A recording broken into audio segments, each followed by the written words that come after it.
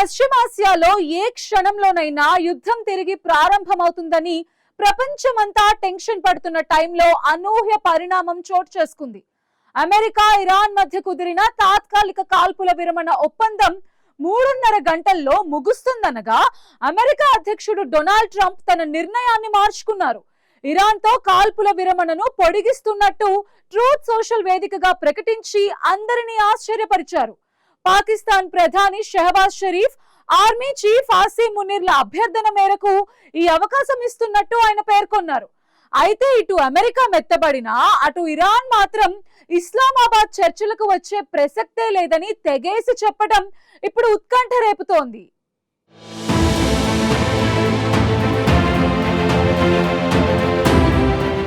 పశ్చిమాసియాలో కొనసాగుతున్న తీవ్ర ఉద్రిక్తతల మధ్య అమెరికా అధ్యక్షుడు డొనాల్డ్ ట్రంప్ చేసిన తాజా ప్రకటన అంతర్జాతీయ రాజకీయాల్లో కీలక మలుపుగా మారింది.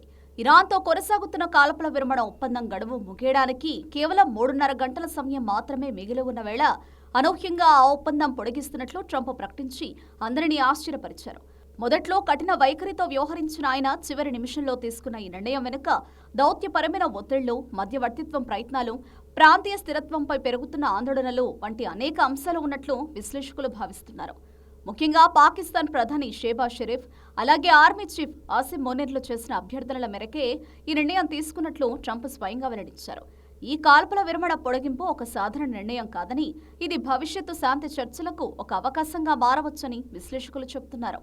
ట్రంప్ తన ప్రకటనలో స్పష్టం చేసినట్లు ఇరాన్ ఒక సమగ్ర ప్రతిపాదనతో చర్చలకు రావాలి, అప్పుడు మాత్రమే తుది ఒప్పందం సాధ్యమవుతుందని పేర్కొన్నారు. ఈ విరమణ కాలాన్ని అమెరికా ఒక వ్యూహాత్మక విరామంగా ఉపయోగించుకుంటోందని తెలుస్తోంది. మరోవైపు చర్చలు సఫలం కాకపోతే మళ్లీ సైనిక చర్యలకు దిగే అవకాశాన్ని కూడా ఆయన పూర్తిగా ఖండించలేదు. ఒకవైపు దౌత్యం, మరోవైపు ఒత్తిడి తీసుకొచ్చేలా అమెరికా ద్వంద్వ వైఖరిని ప్రదర్శిస్తోంది.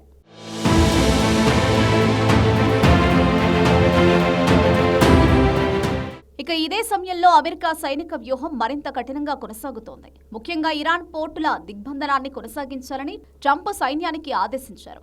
ఈ చర్య ద్వారా ఇరాన్ ఆర్థిక వ్యవస్థపై తీవ్ర ప్రభావం చూపాలని అమెరికా లక్ష్యంగా పెట్టుకుంది. ఇరాన్ ఆర్థిక వ్యవస్థలో చమురు ఎగుమతులు కీలక పాత్ర పోషిస్తాయి. దీంతో పోర్టులు మూసివేస్తే ఇరాన్ ఆర్థిక నాడిని దెబ్బతీసినట్టవుతుంది.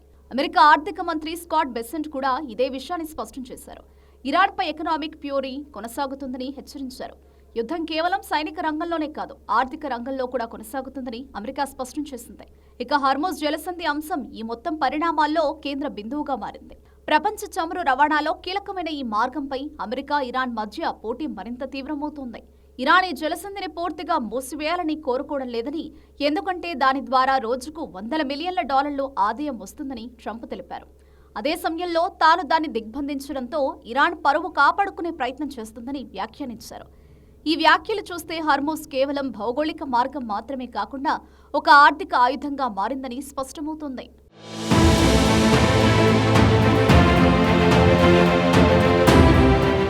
ఇక ఇదిలా ఉంటే దౌత్య చర్చల విషయంలో మరో కీలక మలుపు చోటు చేసుకుంది.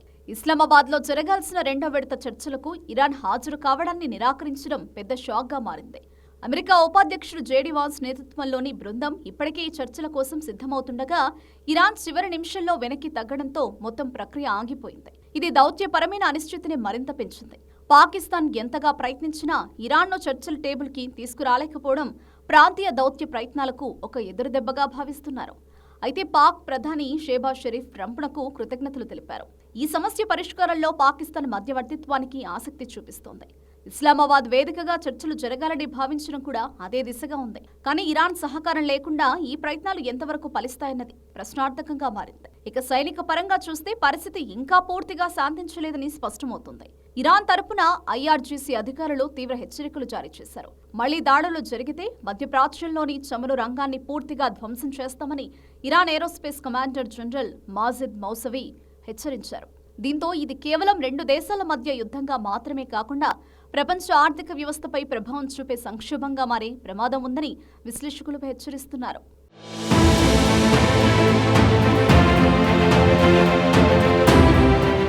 మొత్తంగా చూస్తే అమెరికా, ఇరాన్ మధ్య కాల్పుల విరమణ పొడిగింపు ఒక తాత్కాలిక ఉపశమనం మాత్రమేనని, అసలు సమస్యలు ఇంకా పరిష్కారం కాలేదని విశ్లేషకులు చెబుతున్నారు. అణు కార్యక్రమం, ఆర్థిక ఆంక్షలు, హర్ముజ్ జలసంధి నియంత్రణ వంటి కీలక అంశాల్లో ఇరు పక్షాల మధ్య ఇంకా తీవ్ర విభేదాభిప్రాయాలు ఉండడంతో దౌత్య చర్చలు కొనసాగినా అవి ఎప్పుడు ఫలిస్తాయన్నది అనిశ్చితంగానే ఉంది. పశ్చిమాసియాలో ఏప్రిల్ 22 డెడ్ లైన్ ముగిసినా ట్రంప్ నిర్ణయంతో బాంబుల మోత ఆగిపోయింది.